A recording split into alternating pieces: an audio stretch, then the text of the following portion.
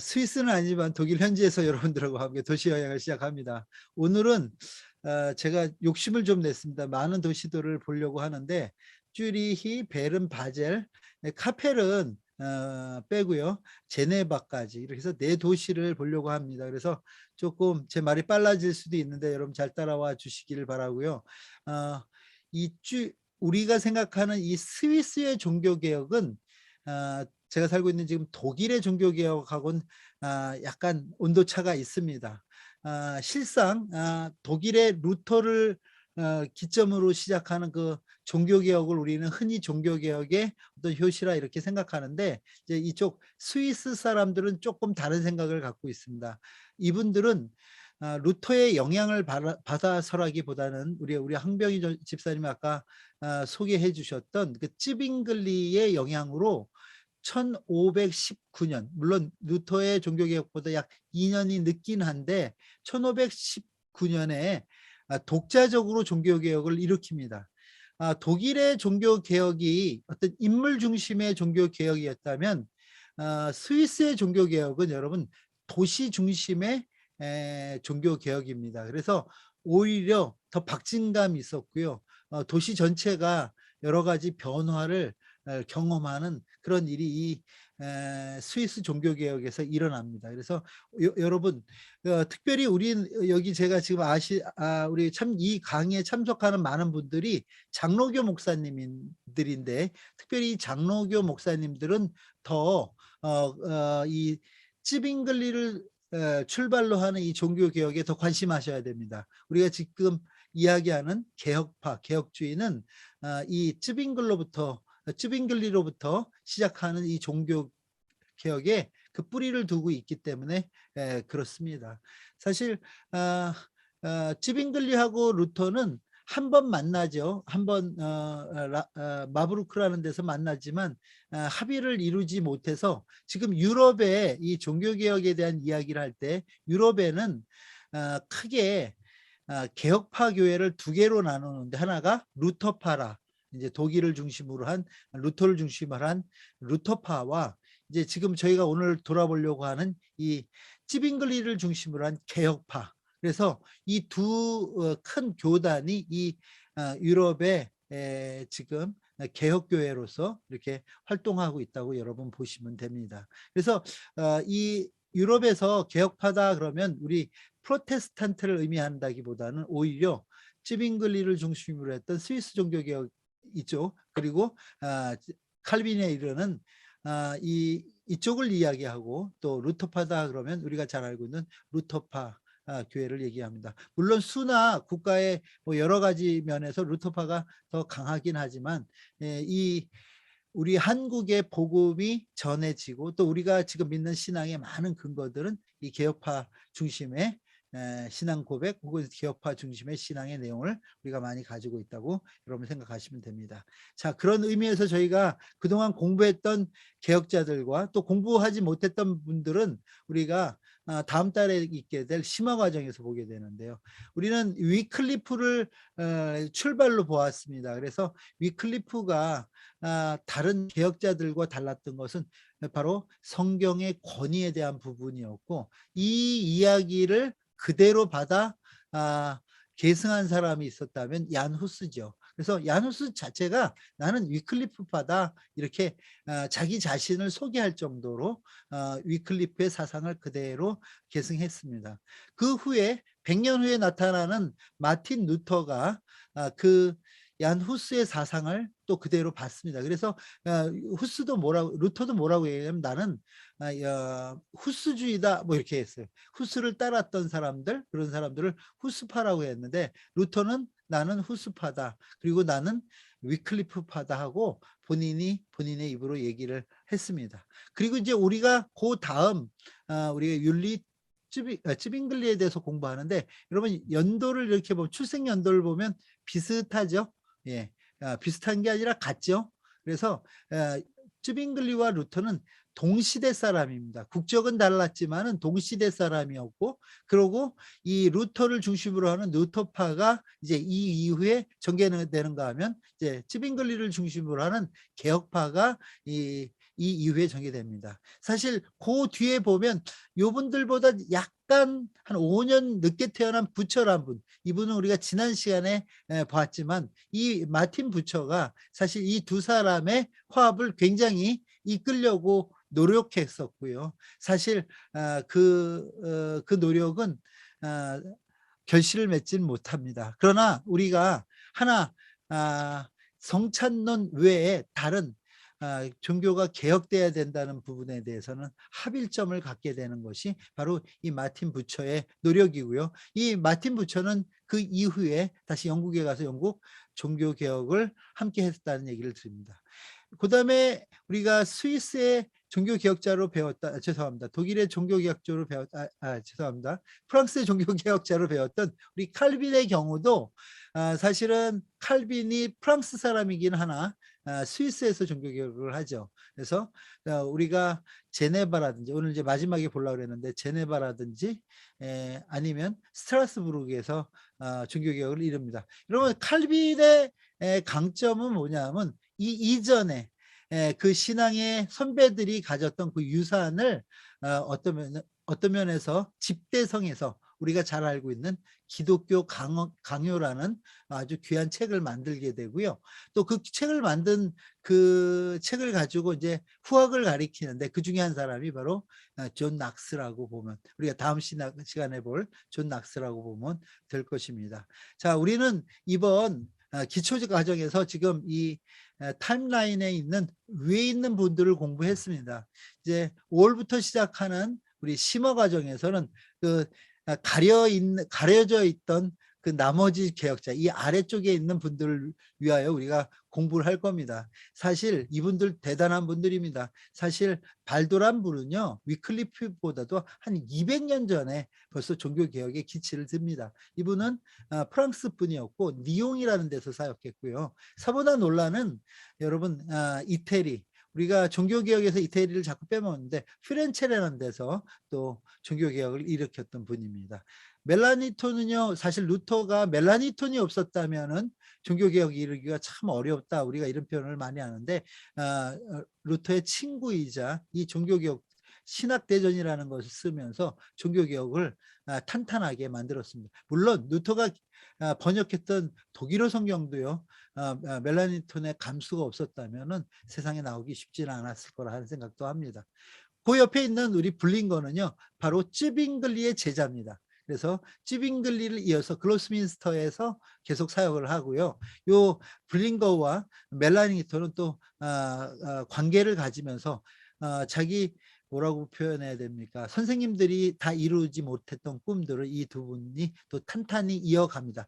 그리고 이분들은 이 두 분뿐만 아니라 여기 우리 칼빈, 우리가 지난 시간에 공부했던 칼빈도 함께 동시대에 종교개혁을 이 유럽 땅에서 더 탄탄하게 하는 역할을 하고요. 이 요하네스 브린츠는 부처와 같이 루터가 하이델베르크 40개 논제를 발표할 때 하이델베르크에 같이 있었고, 마틴 부처가 스트라스부르크로 갔다면 브렌츠는 슈베비슈할이라는 데로 가서 또 종교개혁을 합니다. 기욤 파레는요, 여러분 잘 아시죠? 칼빈을 협박해갖고 제네바 종교개혁에 끌어들이는가 하면 나중에 이제 거기서 쫓겨나서는 파렐은 자기의 고향이기도 했던 뇌사텔이라는 데 가서 다시 종교개혁을 또 합니다. 그리고 베자는 낙서와 마찬가지로 칼빈의 제자입니다. 그래서 이런 분들이 우리가 크게 볼 때 종교개혁에 관여했던 분들입니다.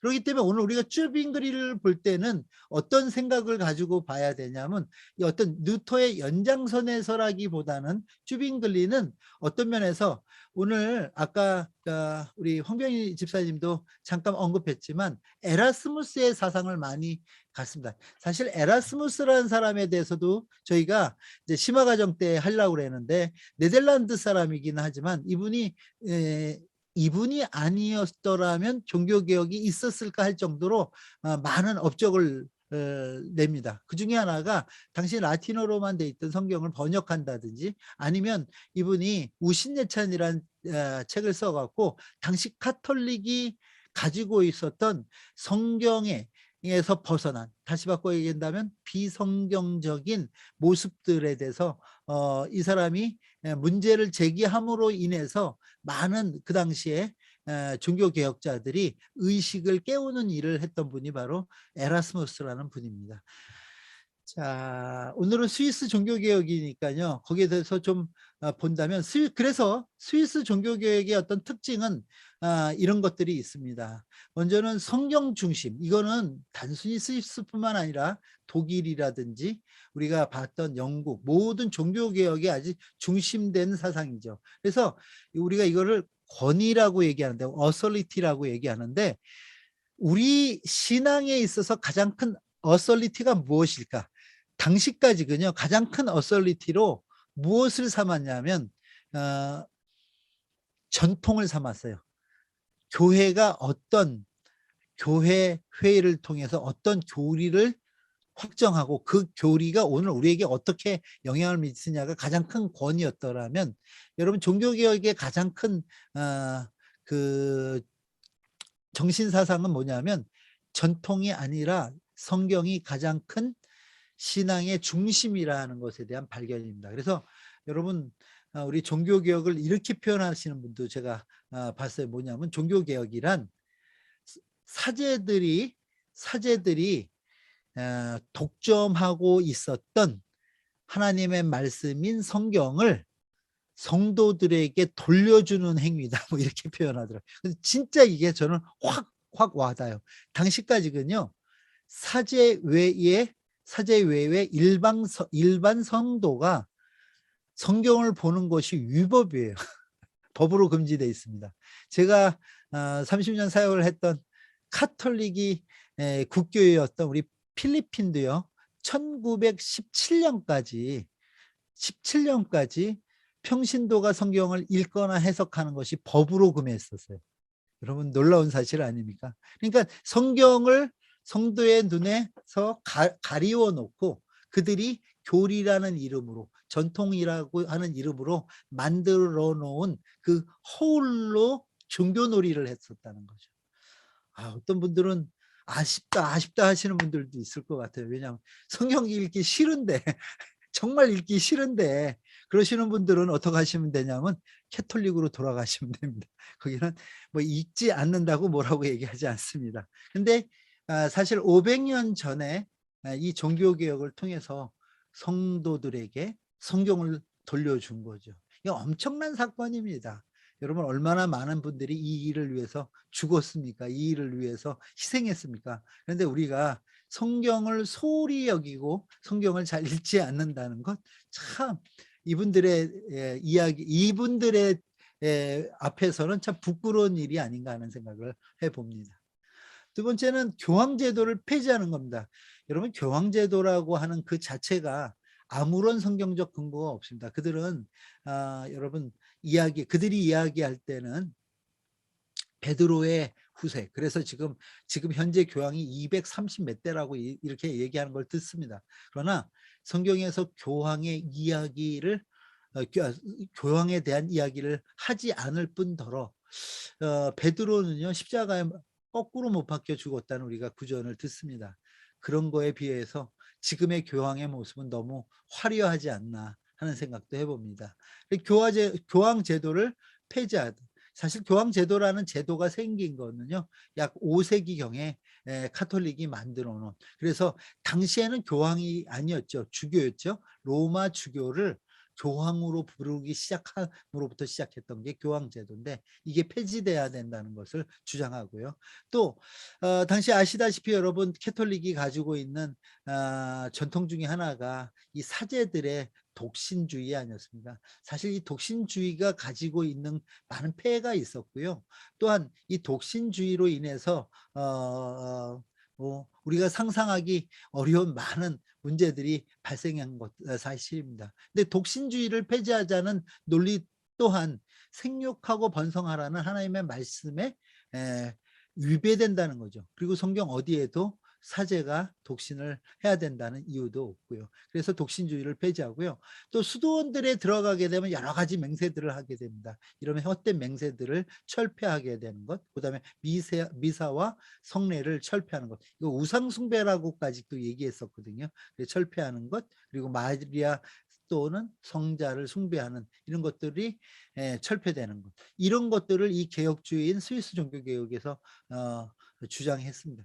그래서 여러분들이 이제 유럽에 오시면 느끼실 수 있을 거예요. 여기 이미 다녀가신 분들이 보시지만 스위스에 있는 개혁교회에 가보면 정말 깔끔합니다. 지금 한국의 교회를 보는 것 같이 성자나 성화나 그 외 여러 가지 형상들을 만들어 붙이지 않은 것, 또 가운데도 무슨 성화나 성자상을 붙여놓는 것이 아니라 앞에도 하나님의 말씀을 펴놓은 것을 우리는 볼 수 있습니다.